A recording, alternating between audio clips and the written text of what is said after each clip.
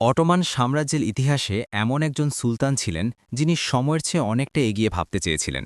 তিনি হলেন সুলতান আব্দুল আজিজ, অটোমান ইতিহাসের প্রথম সুলতান যিনি ইউরোপ সফর করেছিলেন। ১৮৬৭ সালে তিনি লন্ডন, প্যারিস ও ভিয়েনা ভ্রমণ করেন, পশ্চিমা শক্তিগুলোর সঙ্গে কূটনৈতিক সম্পর্ক জোরদার করার লক্ষ্যে। এই সফর শুধু ভ্রমণ ছিল না, বরং এটি ছিল অটোমান সাম্রাজ্যকে আধুনিক বিশ্বের সঙ্গে যুক্ত করার এক সাহসী পদক্ষেপ। সুলতান আব্দুল আজিজ জন্মগ্রহণ করেন ১৮৩০ সালের ৮ ফেব্রুয়ারি ইস্তাম্বুলে। তার পিতা ছিলেন সুলতান মাহমুদ দ্বিতীয়, যিনি অটোমান সাম্রাজ্যের সংস্কারের সূচনাকারী হিসেবে পরিচিত। পারিবারিকভাবেই তিনি সংস্কার ও শক্তিশালী রাষ্ট্র গঠনের চিন্তায় বড় হন। ১৮৬১ সালে ভাই আব্দুল মেজিদ প্রথমের মৃত্যুর পর আব্দুল আজিজ সিংহাসনে আরোহণ করেন। কিন্তু তখন অটোমান সাম্রাজ্য ছিল ঋণ, অভ্যন্তরীণ বিদ্রোহ এবং ইউরোপীয় শক্তির চাপে নুয়ে পড়া এক দুর্বল রাষ্ট্র। তার শাসনামলে অটোমান নৌবাহিনী ব্যাপকভাবে শক্তিশালী হয়।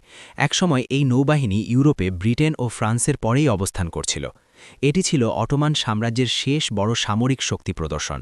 তবে এই শক্তিশালী নৌবাহিনী গড়ে তুলতে গিয়ে বিশাল সামরিক ব্যয় হয়, যার চাপ পড়ে অর্থনীতির ওপর। ইউরোপীয় ঋণ এবং অতিরিক্ত ব্যয়ের কারণে অটোমান অর্থনীতি ধীরে ধীরে দুর্বল হয়ে পড়ে। ১৮৭৫ সালে সাম্রাজ্য ঋণ পরিশোধে ব্যর্থতা ঘোষণা করে, যা ছিল একটি ঐতিহাসিক ধাক্কা। আব্দুল আজিজ রেলপথ নির্মাণ, শিক্ষা ব্যবস্থা ও প্রশাসনে ইউরোপীয় পদ্ধতি চালু করার চেষ্টা করেন। তিনি চেয়েছিলেন ইসলামী ঐতিহ্য বজায় রেখেই আধুনিক রাষ্ট্র গড়ে তুলতে, কিন্তু এই নীতি অনেক রক্ষণশীল গোষ্ঠীর বিরোধিতার মুখে পড়ে। ইউরোপীয় শক্তির সাথে ভালো সম্পর্ক রাখা তার কাছে অত্যন্ত গুরুত্বপূর্ণ ছিল, কারণ তিনি বুঝতে পেরেছিলেন ইউরোপকে উপেক্ষা করলে অটোমান সাম্রাজ্য টিকে থাকা কঠিন হয়ে পড়বে। তার শাসনামলে বহু ব্যয়বহুল রাজপ্রাসাদ নির্মিত হয়, যা পরবর্তীতে সমালোচনার কারণ হয়। কর বৃদ্ধি ও অর্থনৈতিক দুরবস্থার কারণে সাধারণ জনগণের মধ্যে অসন্তোষ বাড়তে থাকে। শুধু জনগণই নয়, সেনাবাহিনীর ভেতরেও তার নীতির বিরুদ্ধে ক্ষোভ সৃষ্টি হয়। এই পরিস্থিতিতে উচ্চপদস্থ কর্মকর্তাদের মধ্যে রাজনৈতিক ষড়যন্ত্র শুরু হয়। অবশেষে ১৮৭৬ সালে সামরিক ও রাজনৈতিক চাপের মুখে আব্দুল আজিজকে সিংহাসনচ্যুত করা হয়।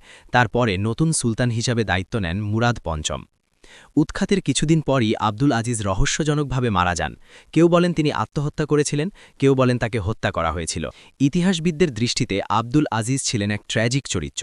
কেউ তাকে আধুনিকতাবাদী সংস্কারক বলেন, কেউ আবার ব্যর্থ শাসক হিসেবে মূল্যায়ন করেন। তিনি শক্তিশালী নৌবাহিনী গড়েছিলেন, কিন্তু অর্থনীতি সামলাতে ব্যর্থ হন। তার শাসনকালকে অনেকেই অটোমান সাম্রাজ্যের পতনের একটি গুরুত্বপূর্ণ ধাপ হিসেবে দেখেন। ইউরোপীয় রাজনীতির প্রভাব তার শাসনকে গভীরভাবে নাড়িয়ে দিয়েছিল। ব্যক্তিত্বে তিনি ছিলেন দৃঢ় ও শক্ত, কিন্তু অনেক সময় একগুঁয়ে। আব্দুল আজিজ ইতিহাস থেকে একটি বড় শিক্ষা দিয়ে গেছেন, শুধু শক্তি নয়, সঠিক ব্যবস্থাপনায় একটি রাষ্ট্রকে টিকিয়ে রাখতে পারে। সংস্কার যদি সময়মতো ও সঠিকভাবে বাস্তবায়ন না হয়, তাহলে সাম্রাজ্য যত বড়ই হোক, পতন অনিবার্য। আপনি যদি এমন আরও অজানা ইতিহাস, শক্তিশালী শাসক, রহস্যময় ঘটনা জানতে চান, তাহলে এখনই চ্যানেলটি সাবস্ক্রাইব করুন, ভিডিওটি লাইক দিন আর আপনার মতামত কমেন্টে লিখুন।